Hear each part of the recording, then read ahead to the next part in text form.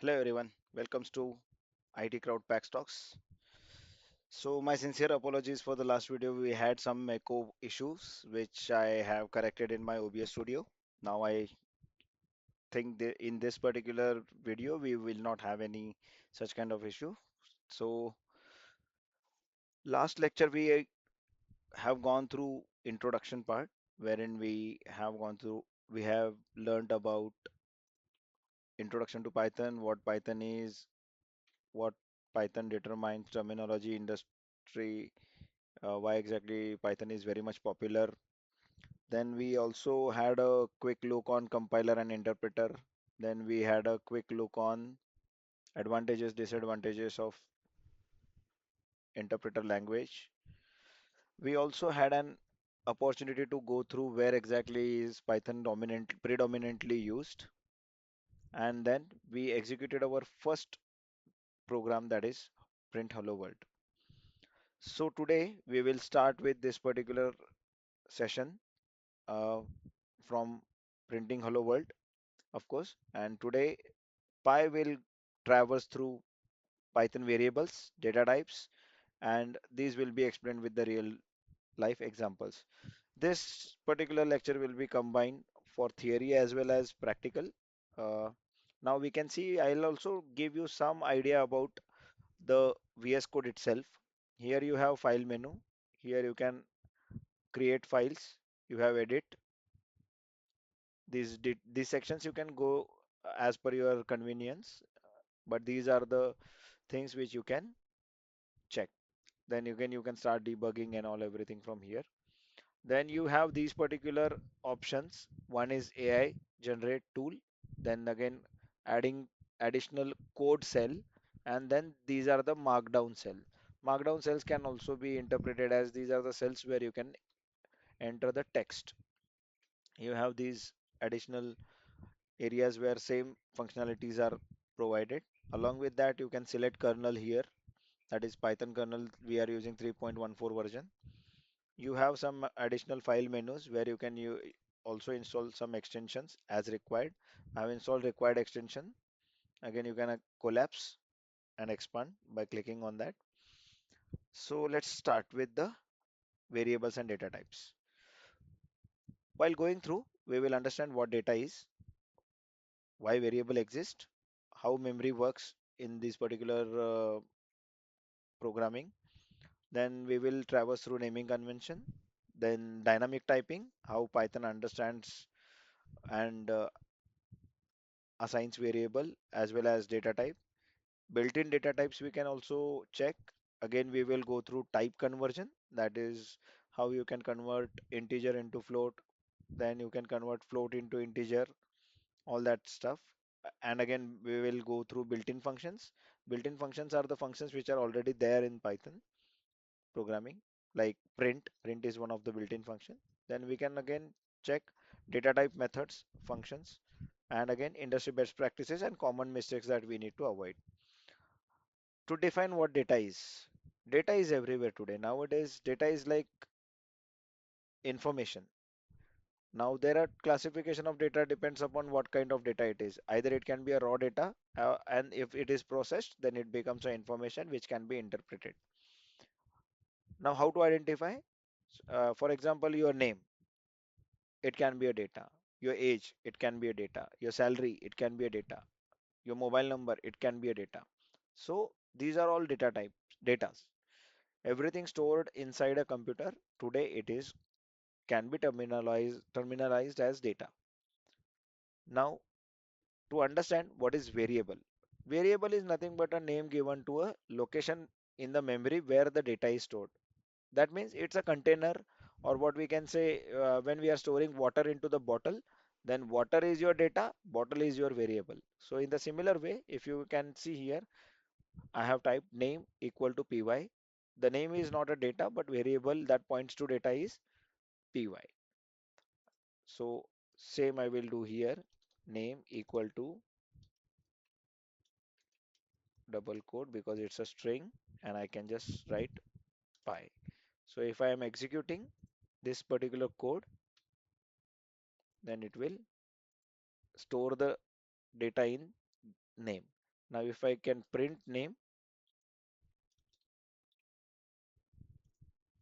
you can see here I have added hello as a text, hello pi.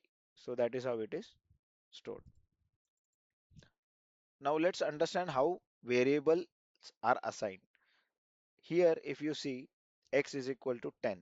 So x is a variable, equal to is a assignment operator, and 10 is a data, right? So there are two ways in which variable can be assigned with the data. One is by using a single by using single variable as well as single data in the same fashion as provided here. I'll just quickly have a code cell and I can just write x is equal to 10.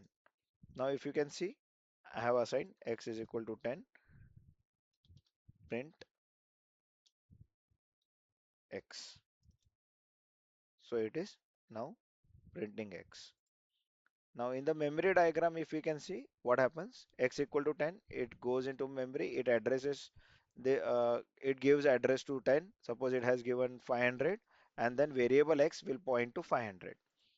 Why I'm saying this? If I am saying x equal to 10, y equal to 10, I have created two variables. Now if I can see id of x, we can see this is what the id of x is. And if we can see id of y,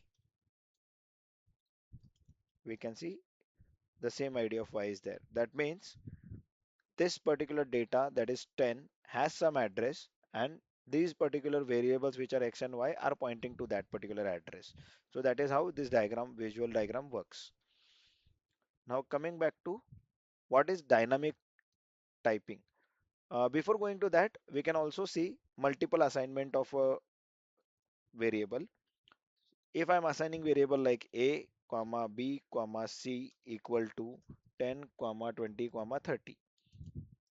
So if you see here, print a, print b, print c. Now if you see, a is assigned 10, b is assigned 20, c is assigned 30. So Python can also do multiple assignments of variables with multiple data. However, provided these number of variables should be equal to number of data that are there. Now coming back to dynamic typing. Dynamic typing means what? Variables can automatically recognize data type that it is storing. That means if I am storing x equal to 10, then this particular data type is integer. If I am storing x equal to Python, then its data type will be string. And if I am storing x equal to 3.14, then its data type will be float. So I don't have to define any variable that this particular variable will store this particular data. It is not required in Python. Python can interpret what kind of data is stored into a variable. So if I can store x equal to 3.50, and if I can see type x, we can see this particular data type is float. So x, I don't have to explicitly mention that x should be float. It has automatically interpreted. Suppose this particular data type, if I store as integer, you can see the data type x now is an integer. If I can change it to say string,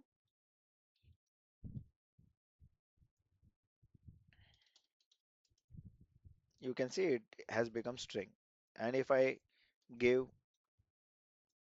some data like this, it will recognize it as a tuple. I will also give you the list of the data types that are available in Python uh, going forward. Just to understand now, Python can interpret what type of data that is stored in the variable. Now let's understand what are the naming conventions for the variable. If you see, for every programming language, you should have a valid naming convention. You cannot have an invalid naming convention, because those kind of invalid naming convention, you will get an error. Now valid naming convention is plain string is a valid naming convention. You can have age, you can have student underscore name, that is you can use underscore as a character. You can have string along with number, that is salary, and one, it can also be a variable. Underscore marks can also be a variable. Now what can be the invalid naming convention would be, variable naming convention would be, if you start your variable with numerical character and then followed by the string character, so that is not a valid naming convention. Then you, if you use some other uh, s- characters like characters or symbols like hyphen, that is also not allowed. Space is not allowed in the variables. Then again, you cannot use built-in class functions as a variable name. For example, here if I have a class as a variable name, it cannot be used, because if you use it, then that can cause an issue while using those built-in functions. For example, if I store print equal to 10, then this particular print equal to 10 will have an issue. Reason is, again, if I am going to execute a command which is print, it won't allow me to execute. So for is also again a built-in function, so that you cannot use. Now let's have a good coding habits. In the naming conventions, you should always use snake case. What exactly mean by snake case? Snake case is nothing but all the alphabet should be in small letter, and they should include underscore in them. So why snake case is preferred? Because it's a human brain, it can forget the uh, namings if you use in a different format. For example, if I'm using student, if I'm using salary, if I'm using marks, I may forget. However, if I have defined certain type in which it can be used, for example, student underscore name, this is a particular uh, naming convention. If I'm starting to follow, then all the tables that are with student, they can follow similar kind of naming convention like student underscore name, student underscore marks, student underscore percentage, student underscore class. So that way I'll be able to remember those particular variable names. So what should be avoided? Avoid these kind of generic naming convention like A, X, ABC, temp 123, because these are all fragile naming convention which you will tend to forget. Multiple assignment we have just saw. So I'll just quickly go to the constraints.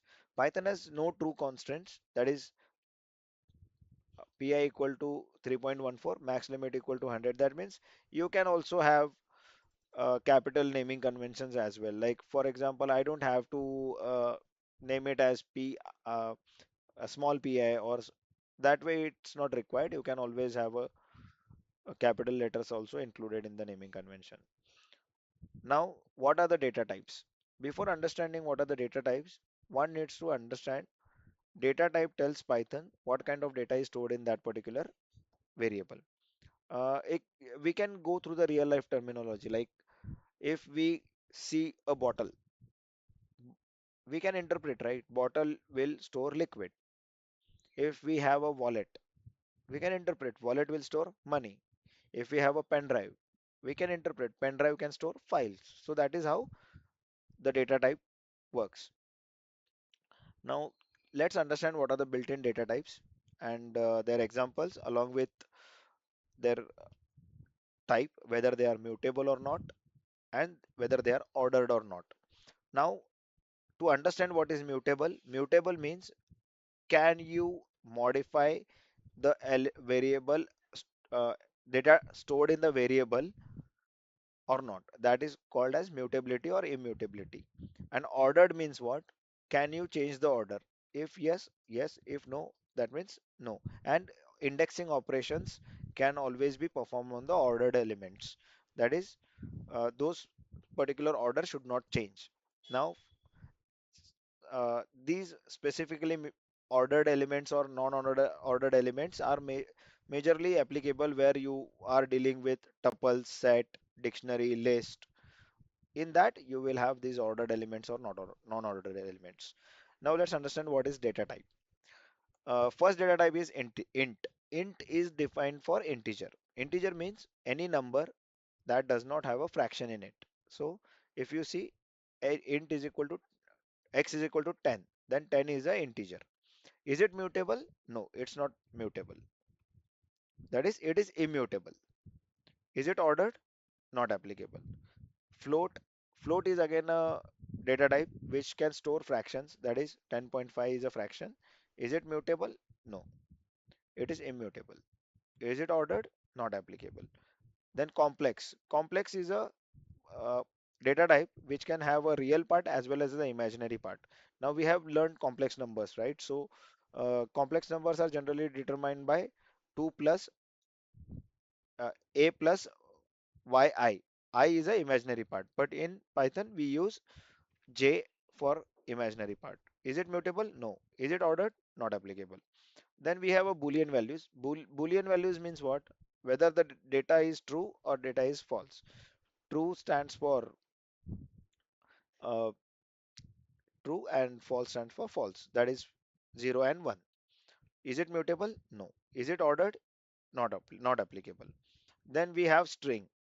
Now, if you can understand what exactly string means, string is any data type, any data which is enclosed into quotes. Here we have written as Python, which is enclosed into quotes, so it is a string. String is non-mutable, that is immutable, and it is ordered. That means indexing operations can be performed on string. Then list are the elements which are ordered in nature and are enclosed into square brackets, and they are mutable. That means the element can be modified uh, and again appended or deleted, discarded, all that stuff you can do. That we can learn in detail when we are learning list. Then again we come to tuple. Tuple is a ordered collection of elements. These are non-mutable. The difference in list and tuple we can see in detail. However, we can just say list is mutable and tuple is non-mutable. Then again we come to set. Set is a data type which has a non-ordered data in it and non-ordered elements in it. However, they are mutable. The only advantage with set is you can store unique values. That means the value cannot be repeated. That is how set distinguishes itself from tuple.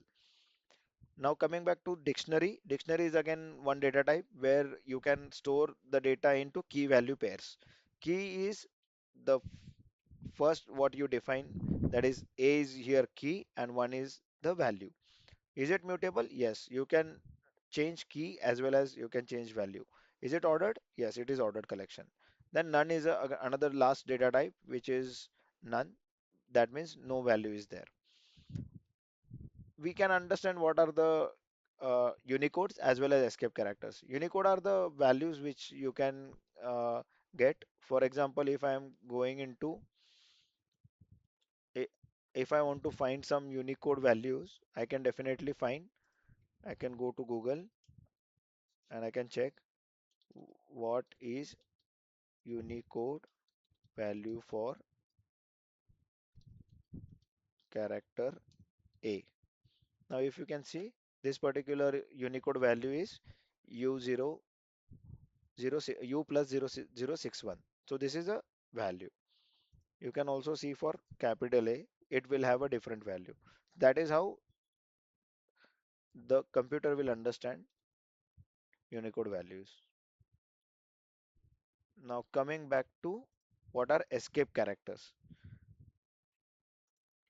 Here if you can see slash n, this stands for new line. This is very much useful when we are dealing with functions. Slash t is for tab. It will introduce a tab, and this slash is for escaping character. When we have to parse some link, that time we can use escape characters. Now, if we want to classify these data types into different forms, then we have numeric data types, then we have string, and then we have collection. That is list, tuple, set, dictionary. So this is just for an information I have given. So I will just demonstrate you with some things, how we can check which type of data type is stored in which type of variable. I can just say a equal to input.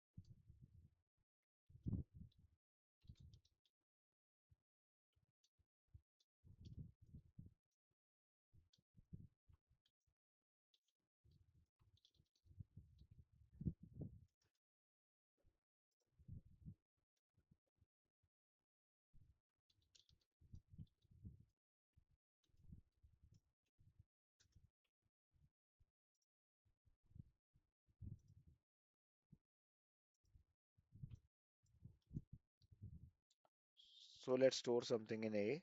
Say a is equal to 10. Now we can see type a.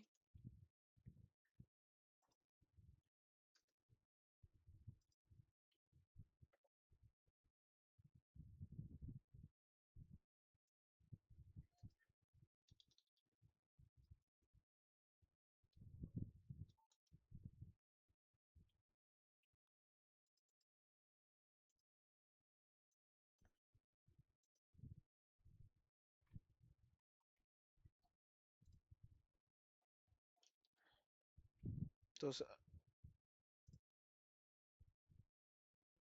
we'll just continue in collab.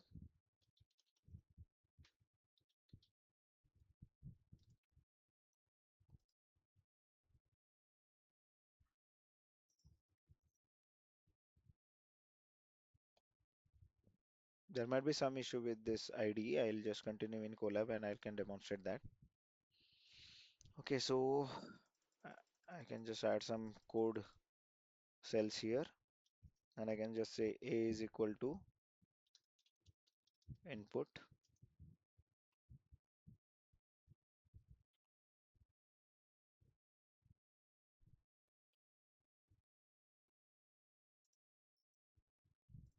So I can just give input as 10.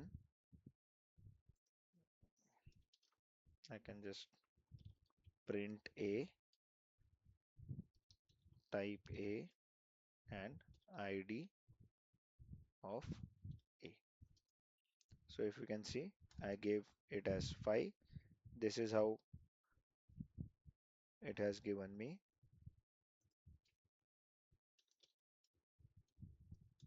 the output. So if you see, I typed input, which is 5, but this will give me as string. Reason is I did not specify whether it was int or what it is. So now if you can see, now it is giving me class as int. So that is how you can check. So what we have seen here is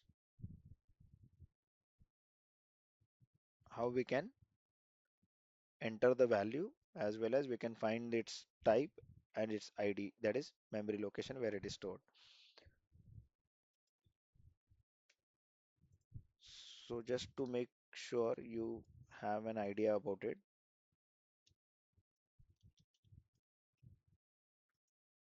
here it is integer type. Now if I can see, it's going to be float. Now if I can see,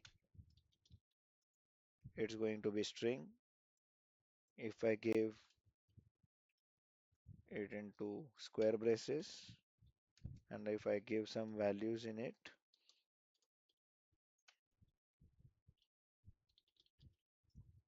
now you can see it is going to give me a list. If I can say in parenthesis, then it will give me a tuple. If I can say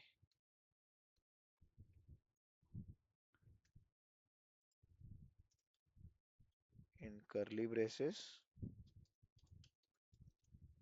it will give me a set. However, you can see I have added two elements as 10. One of that element will be removed. If I can print it here, you will be able to see 10 has come only for one because set can only store unique values. Now, if I store key value pairs into curly braces, say key is name and value is Prakash, key is say marks and value is say 80%, 80. Then now you can see if I'm giving name, it should be enclosed into double quotes. And if I print and I can find type of A, here if you can see it's a dictionary. And if I don't give anything,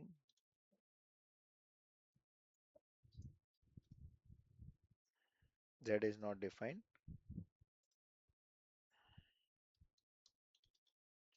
And if I say Z is equal to none,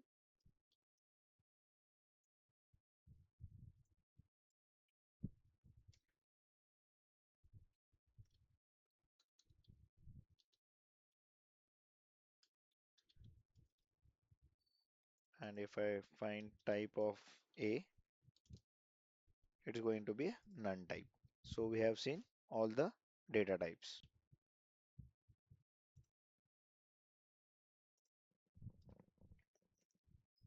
So we have seen all the data types. Now coming back to different values that are stored. We have seen type function as well. We have seen ID function as well. Now this ID gives you the location, type gives you what sort of data is stored in the variable. Now there is one interesting thing that you can do with Python is type conversion. That means you can convert the data from integer to float, float to uh, some other data type that Python can convert it automatically. For example, suppose a is equal to 10.50. Now I can convert this a.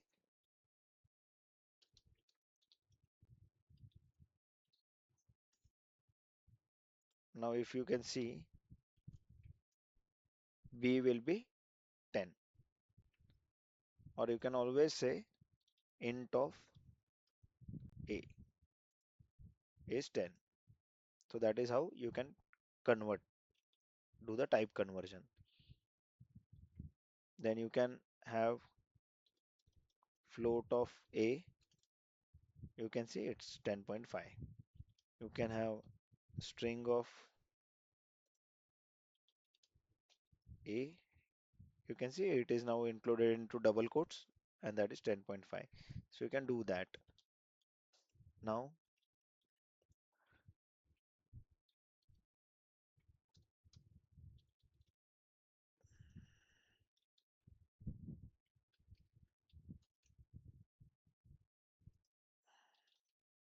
we can just check. So if you see, I said a is equal to bool of 1. Now 1 represents true. So this a now got variable data stored in it as true, which is a boolean type of data. Now I can just see type of a is going to be a bool. Coming back to list tuple set dictionary, I have already told you. Now let's see what exactly truthfully and falsely means. If I say bool of 256, it will give me true. If I say bool of minus 52, it will also give me true. So this is truthfully. And if I say bool of 0, it will give me false. So this is falsely. So that is how truthfully and falsely work. Now let's understand the built-in functions which are there in Python and one should know. So first is the print function which we have already seen. So if I say print hello world, it will print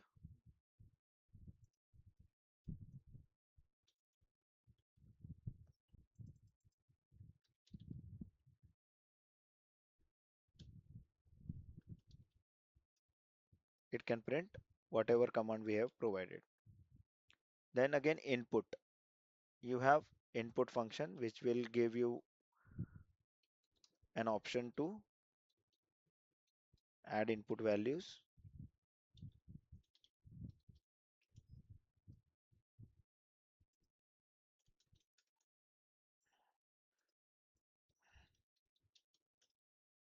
Now we can see I have added name as an input value,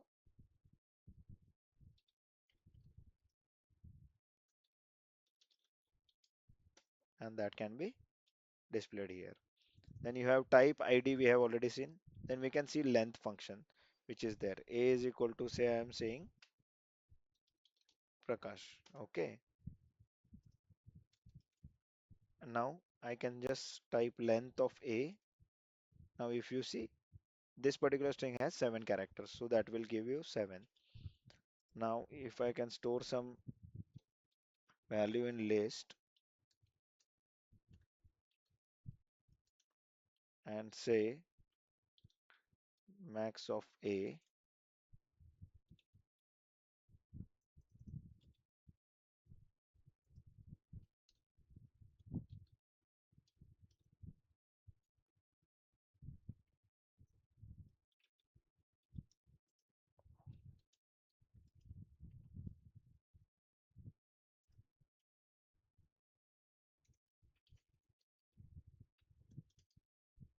so if you can see, if I am saying max of A, it will provide me the maximum value of the element that are present in that particular list. In the same way, min of A will give you minimum value that is there in the list. Sum of A will give you summation for all the elements in the list. If you have some values like provided here, and if you say round of A, maybe round of A is not a operational built-in function for list. Then this round means, suppose I have A is equal to 10.56 and I say round of A, it will round to the next integer value.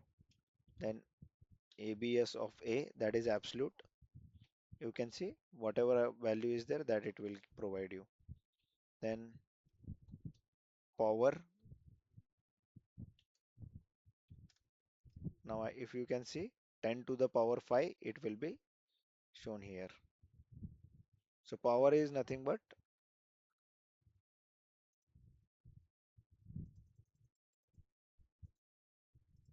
raised to. Then you have sorted. Sorted A is, let me just redefine A. So if you can see, all the elements are sorted based on upon their values. Enumerate means, enumerate we will see in detail in next lectures, upcoming lectures. Enumerate range, we can just see range function. Range, say if I say 10, range is again it will define 0 to 10. How ranges can be used? The range can be used in for loop. For example, if I am saying for I in range 0 to 10, print Prakash. Now if you can see,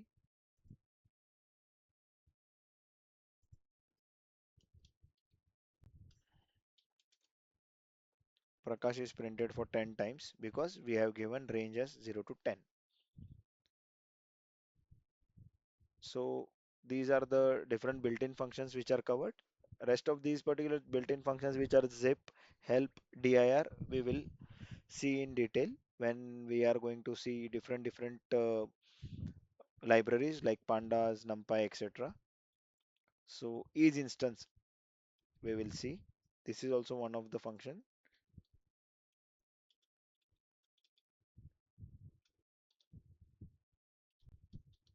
is instance 10.56 comma. So what it does is it will check whether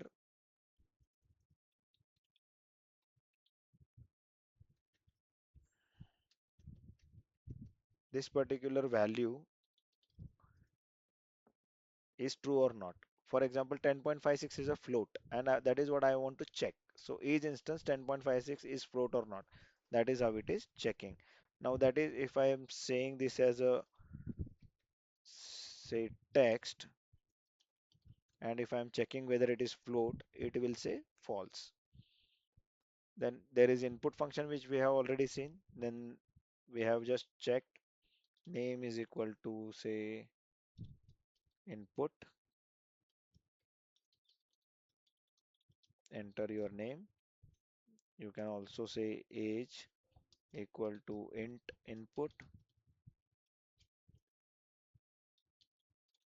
enter your age colon marks. You can just say int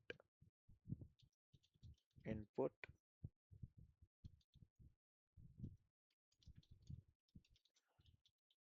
marks.